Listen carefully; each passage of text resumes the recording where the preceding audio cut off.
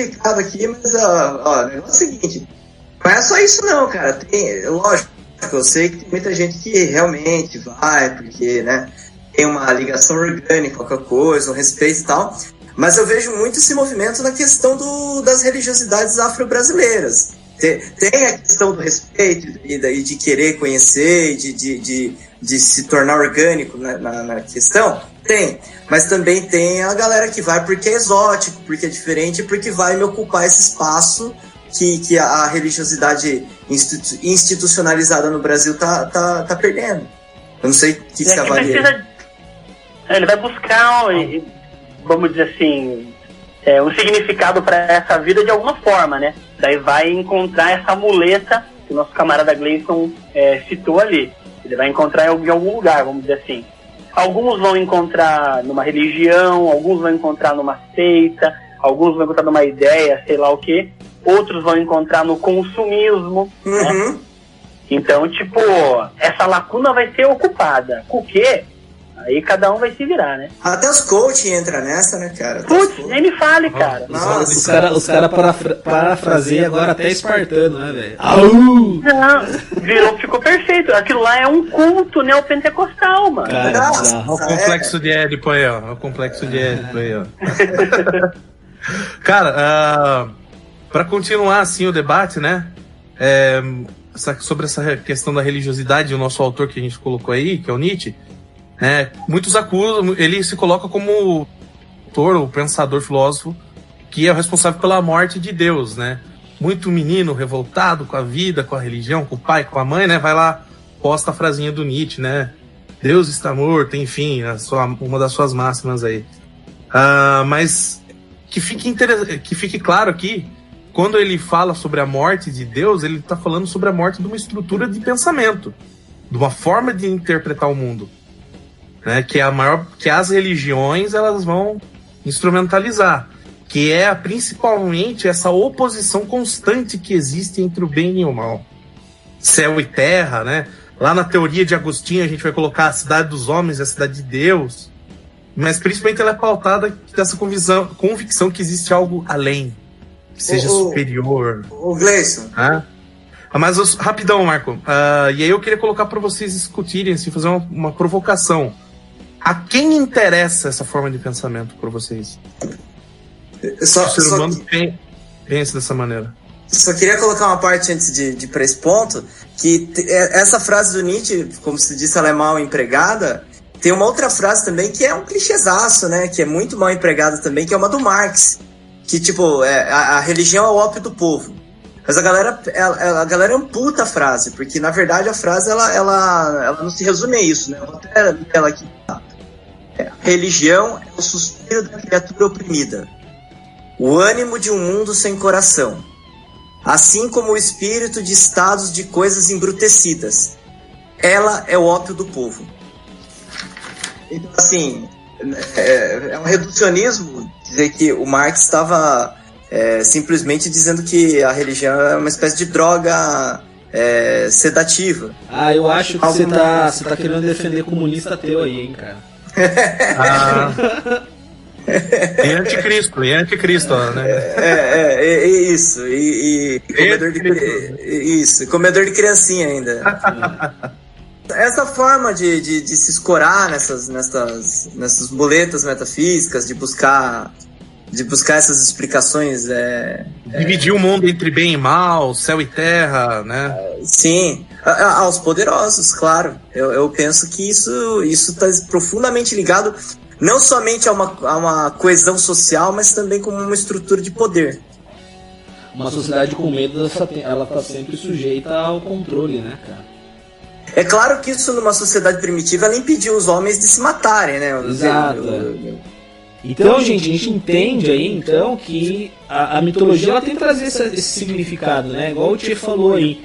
Putz, cara, se não fosse a mitologia lá na antiguidade, a galera, né, se matava, meu, porque é a forma de você explicar o sentido das coisas, né? O porquê que o sapo sapeia, porque o vento venta, porque o passarinho canta, e é isso, né? Por exemplo, tem aquele mito o mito da lua e da lebre, que é um mito africano, né? Que conta o porquê que a lua tem aquelas marcas e porquê que a lebre tem o lábio cortado, né? E daí ele tem uma historinha que tem uma parada de um desentendimento de conversa entre a lua e a lebre, né?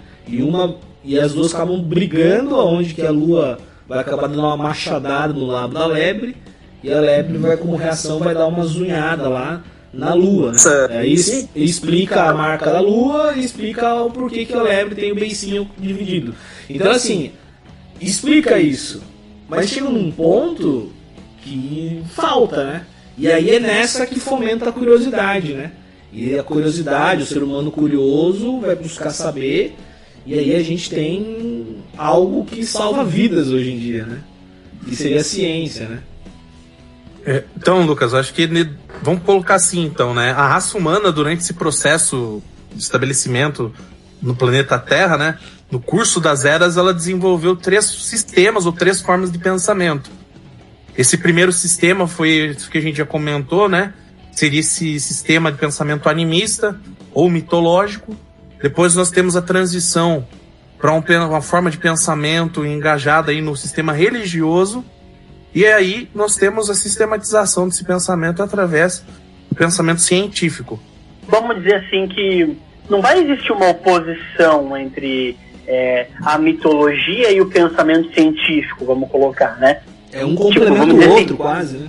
Sim, cada sabedoria vai estar no seu espaço, né? Vamos dizer assim, não vai existir, tipo, a partir de agora vamos focar no método científico e, tipo, dane-se a cultura tradicional daquele país, ou daquele grupo, ou daquela comunidade X ou Y. Aquela sabedoria não nos importa mais, não tem valor nenhum. Dane-se. Tipo não, assim, não é assim, né? Um não anula o outro, né? Sim, é o que eu penso, né? Pelo menos é a minha opinião.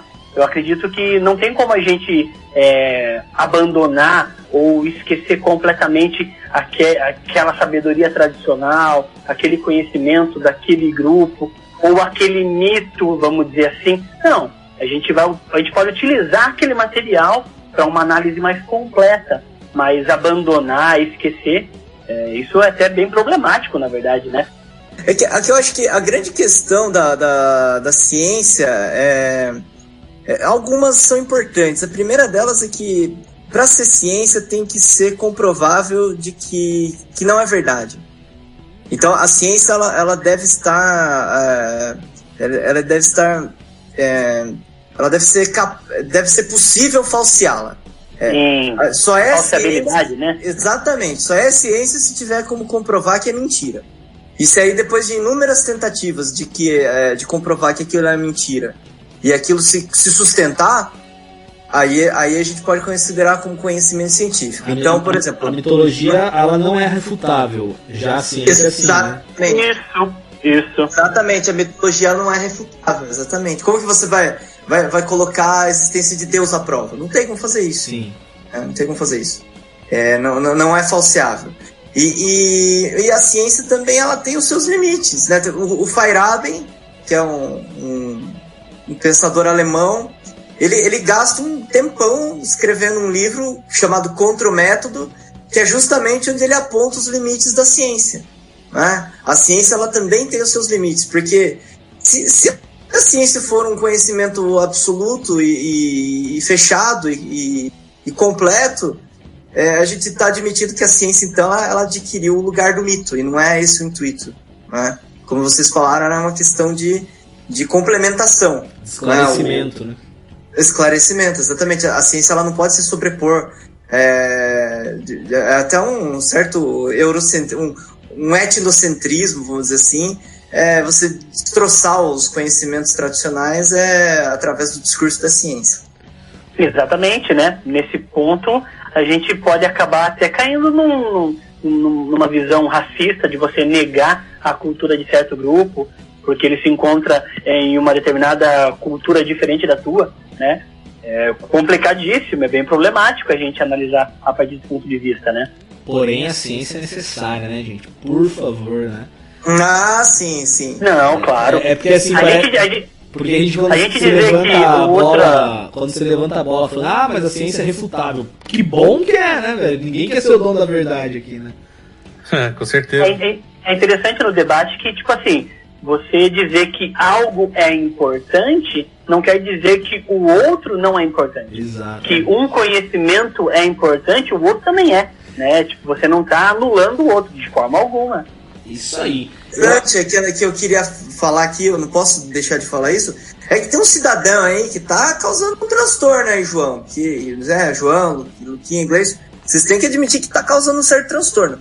O cara, rapaz, me conta essa história, hein? O cara é tão incrível, tão fantástico, que ele consegue não respeitar a ciência e não respeitar os conhecimentos tradicionais das populações indígenas, por exemplo. Ao mesmo tempo, ele consegue não respeitar a ciência e não respeitar os conhecimentos tradicionais. E eu acho isso incrível. É uma pessoa, né, vamos falar aqui, desprezível. Eu não sei de quem está falando, mas eu acho que conseguimos chegar num consenso aqui, né? E é isso aí, né, gente? Olha só que doideira, né? Começamos falando de mitologia, mitos, da onde as coisas partem, do sentido da vida, talvez, né? E acabamos chegando em ciência, beleza? Vamos para as considerações finais aí. Bora lá. Então é isso, gente. Estamos aí. Eu lembro que no episódio passado eu falei que semana que vem a gente tá de volta. A gente tá achando que acho que a cada 15 dias a gente tá de volta, né? Uma forma mais... acho que é mais justo com a gente, que a gente consegue elaborar um conteúdo mais legal, um pouquinho mais aprofundado, e consegue manter essa frequência, pelo menos, né? Bom, pessoal, obrigado aí por vocês estarem nos acompanhando até aqui. Valeu mesmo pela atenção. A gente tentando fazer algo bacana aí pra gente ter um pouco de entretenimento e ao mesmo tempo conhecimento, né? Porque não é porque a gente tem entretenimento que a gente não pode ter conhecimento. Me sigam nas redes sociais aí, @lucasmorenor _ no final. Na verdade é só no Instagram que eu frequento mais. Agradeço mais uma vez a presença aí de vocês ouvindo até agora. Você que ficou aí, cara, valeu. Fechou? Galera, se despeçam do nosso público, deixem suas redes sociais aí e boa. Pessoal, um forte abraço aí. Mais um grande prazer participar desse episódio. Na companhia aí dos camaradas já no nosso terceiro episódio aí, mas também, sobretudo, na companhia desse grande camarada que é o João Aranha, diretamente de Araçoiaba aí, aqui para o front da história. Valeu, um abraço, pessoal. A rede social, Ti. A rede social, agora essa semana eu não excluí ela, está lá ainda, Marco Aveleira, no Instagram, @MarcoAveleira. Valeu. Salve, meus caros, gostaria de agradecer aí Luquinha, Marco, Johnny, muito obrigado pela sua participação, agradecer aos nossos ouvintes e dizer que para mais, né, pitacos psicanalíticos e marteladas históricas, fique ligado no front da história. Minha rede social é BerangerSEP no Instagram. Galerinha, um forte abraço a todo mundo aí. Estou muito feliz de estar com vocês no front da história. Fiquei muito contente de estar participando. E não tenho redes sociais, né? Tenho um Facebook ali que eu uso de vez em quando para ver vídeo de gatinho só, mas não publico nada, então não é necessário comentar. E finalizando com uma frase de um ser lendário, não mítico, lendário do nosso folclore urbano: Etebilu, busquem conhecimento, galera. Um abraço. Boa, depois dessa, vamos nessa. Falou, gente, e até mais, cara.